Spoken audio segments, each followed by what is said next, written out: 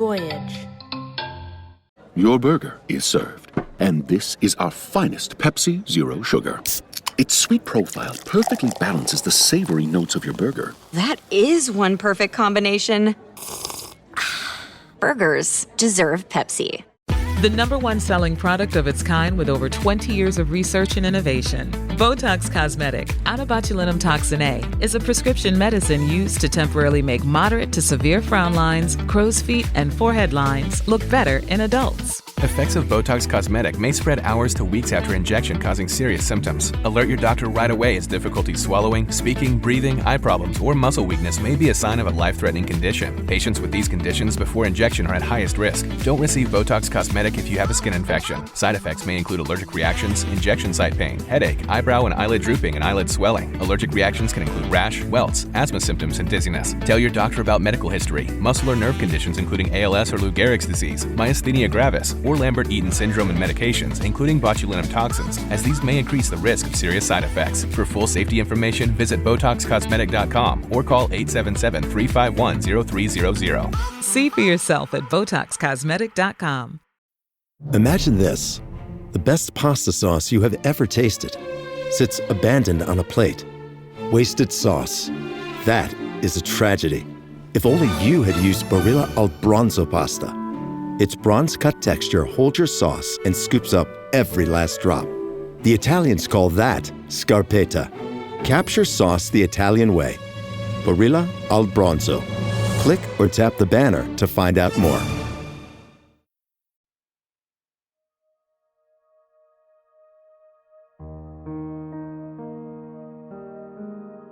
When Lynn and Dan first went to Utah, according to the Duff sisters, things were good.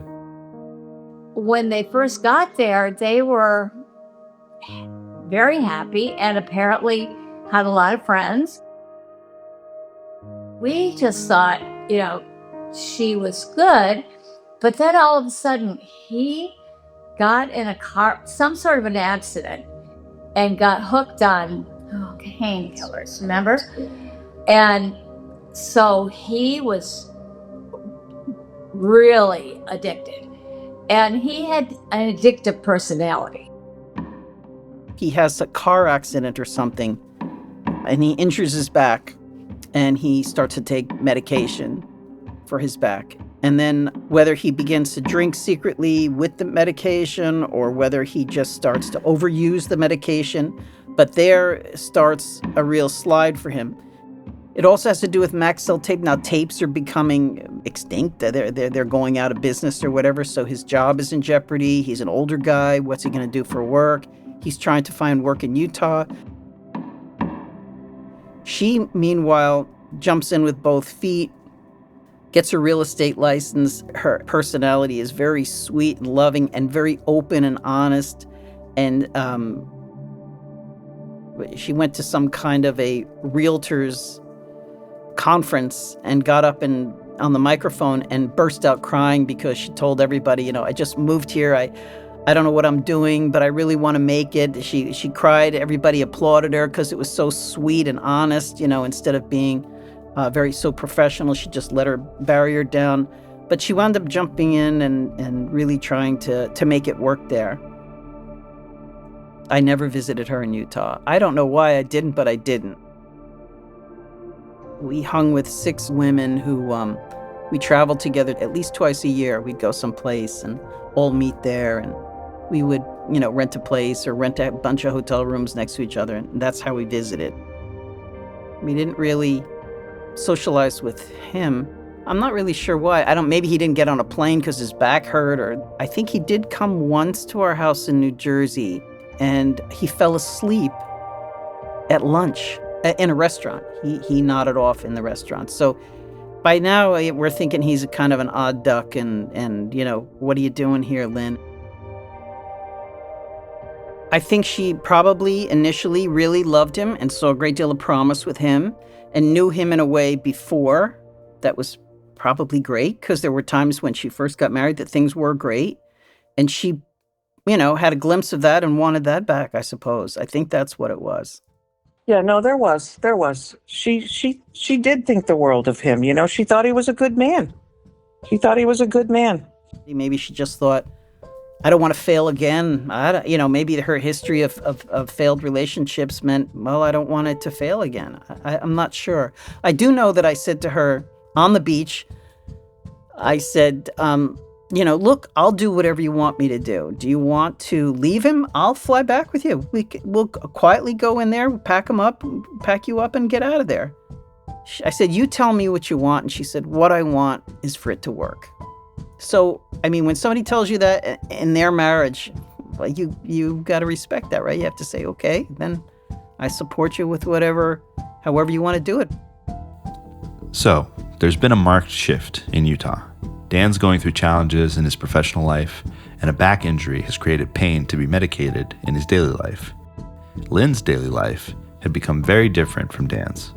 While he sits in the same chair all day and she's off going to the gym and she's now selling real estate, he's supposedly looking for work, but he doesn't seem to really be doing that. He is kind of argumentative, becoming somewhat weird about guns, getting a lot of guns. When they argue, she's trying to be sympathetic. She's starting to tell people like, oh, I feel so bad for Dan, but it's really hard for me. She starts to talk about this is no life to have with him. It's sexless. There's really no conversation. He's kind of out of it most of the time. He's not willing to really go to the kind of alternative therapies that she'd like him to try to get better for his back and things like that. He won't go to a chiropractor. He won't see another doctor. And I think a lot of this is he's masking kind of that dry drunk thing where you're just taking a lot of medication instead of drinking the way he was. Lynn never told Marilyn about Dan allegedly pushing her down the stairs, but Marilyn knew enough about the troubles in Lynn and Dan's marriage to wonder why Lynn was staying. I said, but you're only married a few years. You don't have any kids. Let's get out of it. You want me to help you? I'll help you get out of it. She said, I'm afraid if I leave him, he'll do something crazy. Now, she said that a few times, but everybody that knew her and knew the scenario that she was living with assumed that meant he'd kill himself. It never dawned on me that he might do something crazy would mean he's going to kill me if I try to leave him. I think if she thought that, if she really thought and had the power to say it, she would have said, if I leave him, he's going to try to kill me, because we were that close. I think she thought he'd kill himself. But Lynn had told people that she was afraid Dan would kill her. We know because it's in the police report. She would later tell her friend Laura McAdams while going on a walk together that, quote, if she was ever to leave Dan, he'd probably kill her and then kill himself. Another friend and neighbor, Elizabeth Mason, was there with Laura speaking to Detective J.P. Evans.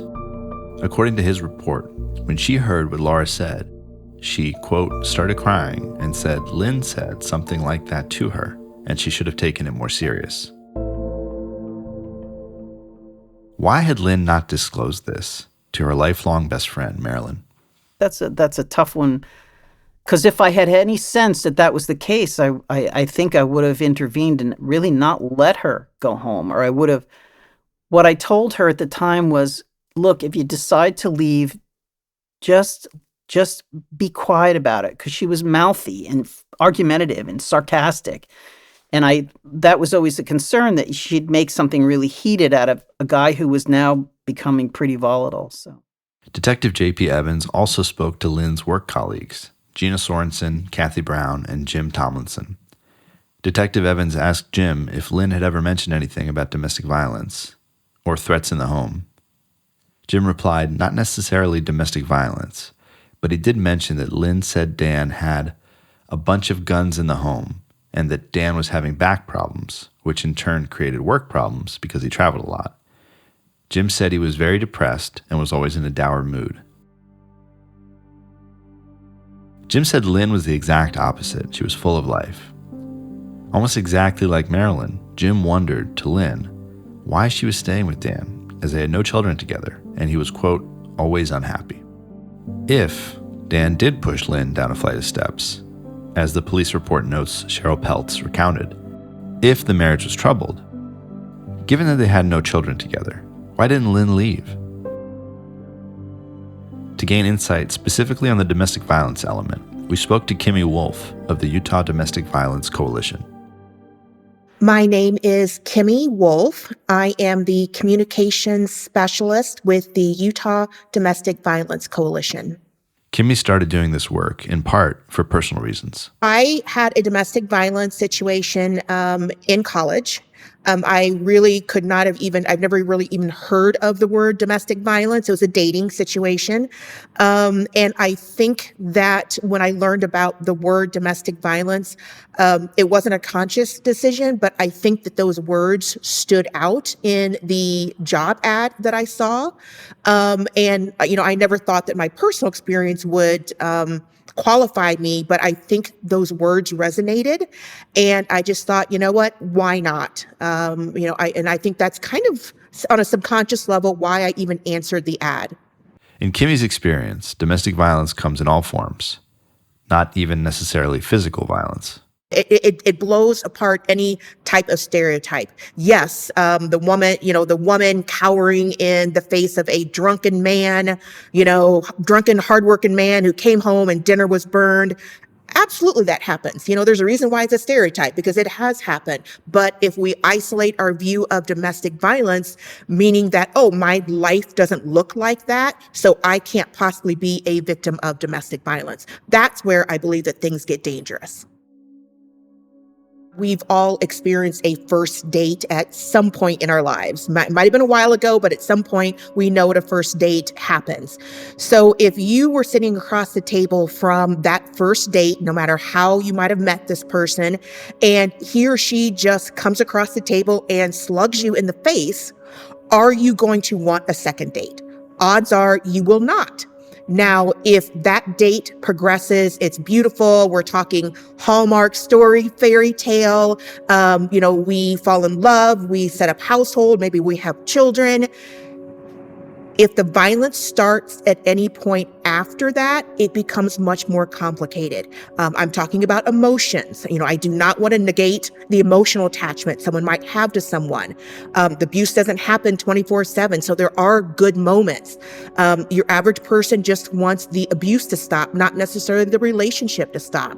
But if you have a complicated financial history, you have a housing situation, we're in a housing crisis like much of the country, things get complicated. So the ability to extract yourself, no matter how much you might want to do so, gets complicated. Lynn had insisted Dan stop drinking or she would leave him after he pushed her down the steps.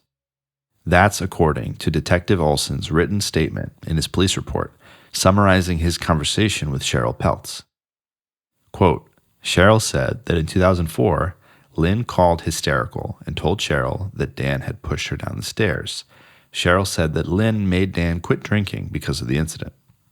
The fact that she was clinging to hope that if they agreed to stop one type of problematic behavior, it could and would solve the other issues in the situation. And clearly that wasn't the case. I am guessing that this particular person, the abuser, has done things in a way that made the victim think that things didn't happen the way they thought they happened. There was some culpability on her part. It was an accident. Yes, he was drinking, but he's clumsy. He would never do that. It was the alcohol. So, is it different? Him pushing her down the stairs, is that different or less than him punching her or choking her? The different aspects of the violence and things that could be misinterpreted as accidental, that is something that a victim, they're thinking, how do I explain this to a law officer? In 2003, so before the alleged stairs incident, Rick Peltz and his wife Cheryl had visited Dan and Lynn in Utah. The visit ended so badly, they'd never step foot in the state again. Over the 4th of July in 2003, we went to fly to Salt Lake City. And the plans were we were going to fly in there, stay at their place.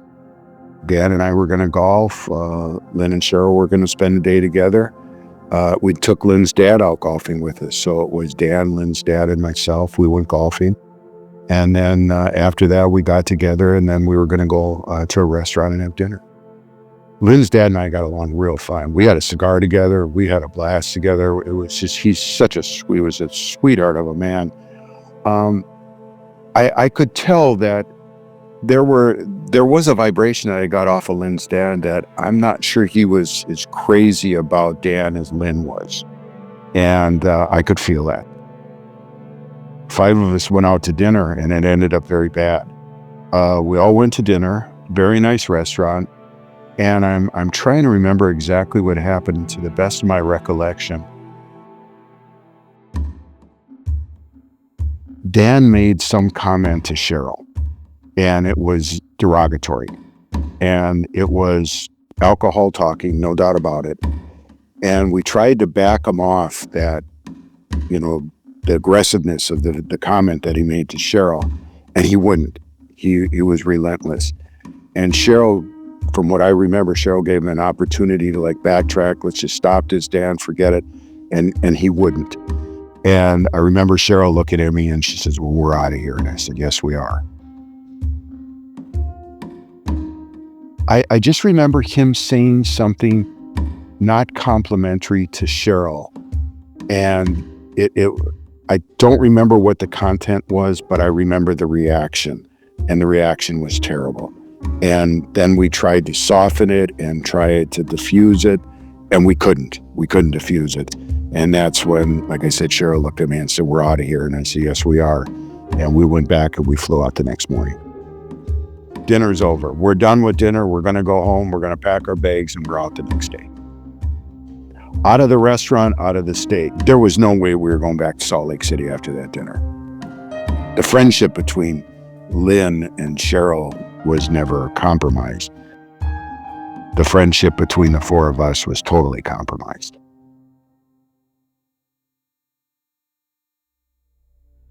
What did Dan say to Cheryl? She told the police, specifically Detective Olson. It's in the police report. And it's arguably even worse than Rick's recollection because it wasn't just a dinner. This is what it says in the police report.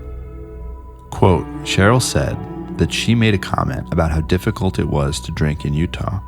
Cheryl said that Dan turned on her and described it like a switch turned, and he began to yell obscenities at her. She said that he called her a fucking bitch and was very angry about her comment. Cheryl said that she apologized and told Dan that she didn't mean to insult him. Cheryl said that Dan would not speak to her until they all went out to dinner later. So even after the first insult, they still went out to dinner. And then, again quoting from the police report, Cheryl said that at dinner, Dan again verbally attacked her. Cheryl said that he was so verbally abusive that Lynn was in tears, and Cheryl's husband stood up and told her that they were leaving. I should chime in here and say one of the producers of this podcast is Mormon and mentioned that drinking in Utah for a Mormon actively attending services, period, would be seriously frowned upon. Mormons follow something called the Word of Wisdom, which includes abstaining from alcohol, coffee, tobacco, etc. To be drinking, as a Mormon, you would be considered actively sinning, and if seen by members of your congregation, need to repent and not drink anymore. It could get reported to your local leadership out of concern over a person's belief in the gospel. With Lynn and Dan already in Utah, theoretically for the purpose of him reconnecting to his Mormon roots at this time, it speaks to a theme we'll return to time and time again in this series: public and private lives. Then in 2004, the stairs incident allegedly happened, and as we noted earlier, Cheryl claimed Lynn had told her she made Dan stop drinking because of that incident. I'm going to bring in Mark Hotz here, who is Marilyn's now ex-husband. What seemed to be Lynn's determination after the alleged stairs incident that the substance abuse was the issue with Dan, that's something Mark can comment on with some expertise because he previously had issues with addiction himself. My name is Mark Hotz, and I knew Lynn and Dan through my ex-wife, Marilyn. Marilyn had kind of said that you maybe also had some issues with alcohol. Is that something you're comfortable discussing with me? I was an alcoholic. Yes, I was. I'm not anymore, but I was. Addiction isn't the root of someone's behavior or their mind. It's a symptom of it. His his inappropriate behavior, whatever that is, and why he perceives things the way he does will dictate how he behaves and what his free will choices are. So, yeah, I mean, if you have anger in you and you use alcohol, it will amplify that at some point in time because you're going to lose your inhibitions and you won't control yourself as well as you should. This stopping the use of alcohol is going to make things rosy-dozy again. You know, there's still an underlying problem. I don't know why people run to the symptom all the time as the root of everything. I think that's one of the big myths about alcoholism in general is, you know, everybody blames the behavior on the alcohol, and it's just bullshit. I mean, anybody studying the physiology of alcohol usage, what it does to you is it's poison, basically. It's just, there's nothing beneficial of it for you. It's not healthy in any way. I've grown up enough to understand alcoholism in my past to realize there were things going on in my life and how I was behaving and how I perceived the world and my level of esteem, personal self-esteem, that is the problem. It's not the alcohol. So I don't understand why society is so confused about this and really blames the addiction for the results that occur in their lives. Though Mark and Marilyn would eventually divorce, they remain on good terms today. It seemed to confirm Mark's point, because here are two couples where both the men had issues with alcohol, but Mark and Marilyn's marriage didn't go down the dark road Lynn and Dan's did. One thing that's very different with my marriage that I think worked very well is Marilyn and I saw each other as equals. So we never had this power struggle kind of thing. And I think my sense is Dan had a superiority kind of thinking about women in general and Lynn, enough to justify him behaving the way he does. You know, drugs and alcohol will distort your perceptions and sometimes influence what you say. But under all of that is still a belief system that's in play that is revealed more because of the use of alcohol. Mark also understood why Lynn didn't open up completely to Marilyn, because she likely knew how Marilyn would have reacted. She would have gotten on an airplane and went immediately out there. And if she had told me that, I would have arranged either to go with her or to have some kind of security person make sure she was safe. Probably would have saved her life if she had known that. Rick and Cheryl, incredibly, would see Lynn and Dan again after the disastrous visit to Utah. It's the last time I physically saw Lynn. We were throwing a 50th celebration at Mountain Gate Country Club for Cheryl, and Lynn and Dan were invited. They came and it was Cheryl's birthday. So I'm going to be amicable to anybody. You know, it was our club that we belonged to. They showed up. I've got pictures of that. I reviewed Rick's pictures, and the pictures tell the story. Lynn looks exactly the same as she has looked in every photo I reviewed, in the wedding video, everywhere. It's almost like a little wedding reunion. Hank Scheinberg is there smiling and laughing. It's clear that, as he said, Rick was being amicable towards Dan out of respect for Cheryl. There are photos of them together smiling. What was striking to me, though, was Dan's physical appearance. The years of substance abuse had visibly affected his appearance. He looked significantly older and physically bloated. His substance abuse had visibly aged him. Did he ever apologize to Cheryl for the Utah incident? No, never apologized. She wanted Lynn there. So she's not going to cause a problem for Lynn. I'm sure on the backside, her and Lynn were talking about things, but that was Cheryl's night, and she's just going to welcome who's ever there and move on to the next guest. I didn't notice anything out of the ordinary. He was not making an issue or anything. He would just blended in like everybody else did, but that was the last time I saw both of them. Was the alleged incident with the stairs the only time Dan got physical with Lynn? Rebecca Scheinberg told the police that she believed Dan had physically harmed Lynn a couple times. There was a sense, though, that beyond any physical abuse, Lynn seemed happier away from Dan at this point in their marriage, like when she visited the Duff sisters several months before her murder. Right like before. a couple of months or Yeah, something? maybe 2 months before. you, but she came back to visit my husband Hank and me and Marilyn. They all came and stayed with us. And we just it was like the old Lynn. We went to this place for lunch. We shut down the whole place. We were laughing so hard. Before us, I remember that story. And everybody's playing. And we just couldn't get away. We were having so much fun because it was like we were back with her.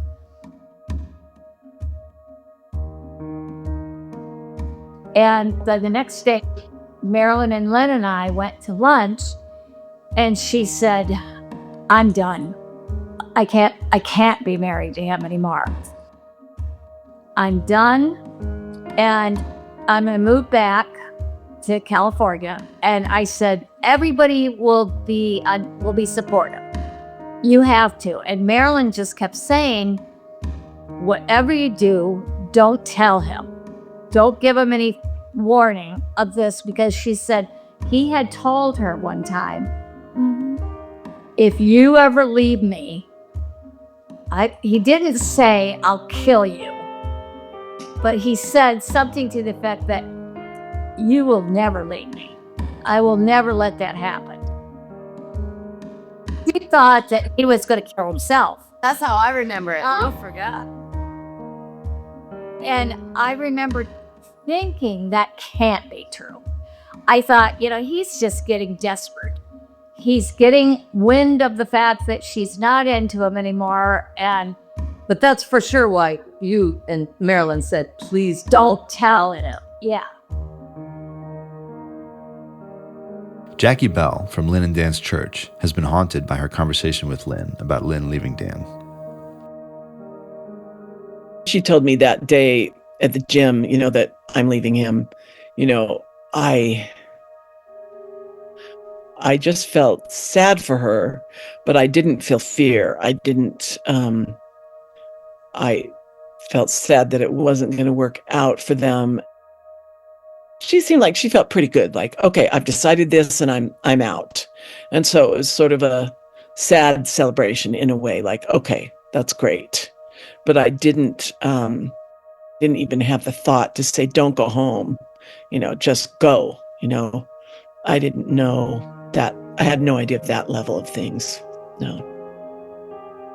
I feel some guilt that I didn't warn her, that I didn't say leave. So if I ever knew anybody who had a mate that was abusing particularly drugs, but I guess alcohol as well, and they're going to leave them, I just counsel them on not going home, that not telling them, but just go if you're going to do something like that in that situation, even if you don't think it might flare up. Jackie was comforted to hear that Lynn had been told, by Marilyn at least, if not others, to leave without warning, that Marilyn would fly out and help her if need be. Marilyn somehow intuitively knew what I would hear from Kimmy Wolf from the Utah Domestic Violence Coalition about exactly how dangerous it was to leave. I'm going to quote a statistic, and I want to preface that by saying I hate using statistics because no matter how, oh my gosh, that number is so much higher than I thought. If it was 0.001 in this type of situation, it's too much. However, the general statistic is that 77% of domestic violence homicides happen when the victim decides to leave during a separation or when either party feels like, oh my gosh, like they're actually going to leave me this time. So many domestic violence stories where someone is murdered like that has a lot to do with, a history of beating or really horrible behavior. But these weren't really the issues for her. It's not black and white. It's gray. He was a loving guy or a sweet guy. The guy that I met was a wonderful guy. When he took me to dinner that time when I first met him and subsequent times, a few times where we've met, a nice guy. But, when he was drinking and combative, he seemed to be really combative when he drank. Those were problematic. So I think it was the gray area that kind of kept her there. and then combine it with a personality like hers, which was like, I don't want to fail. I'm dedicated to this. I made a vow. I am. There must be something in it that's my fault. I'm going to stick with it. I remember I was in New York with 2 other girlfriends, 2 girls that we also went to high school and high school with, and it was. She said, "Oh, I wish Lynn were here." We were sitting at Isabel's up on the Upper East Side, I think, or Upper West Side, and we said, let's call her. It was I guess it was still daylight, so it was 4 o'clock or 5 o'clock. I guess 4 or 5 o'clock in New York. So we called Lynn, and her phone, she didn't pick up. It just rang and rang. Got her voice message, and it was at 7. We were calling her around 7:15, and that's when she was getting murdered. It wasn't the first thing she said. She couldn't even breathe. So here I'm hearing from Cheryl, and it's like stuttering, hysterics, and everything. And I go, my first thought is Brendan, her son. Is Brendan okay? And then that's when she said that, motherfucker killed Lynn.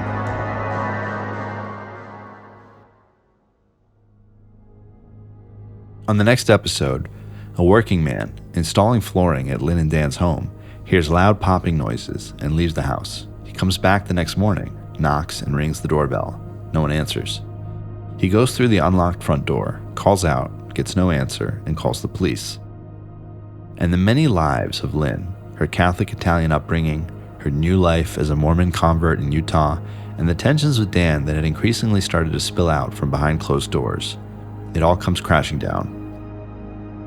The evidence at the scene, though, brings up new questions about why. Because Dan's last written words were about how much he loved his wife. That's next time.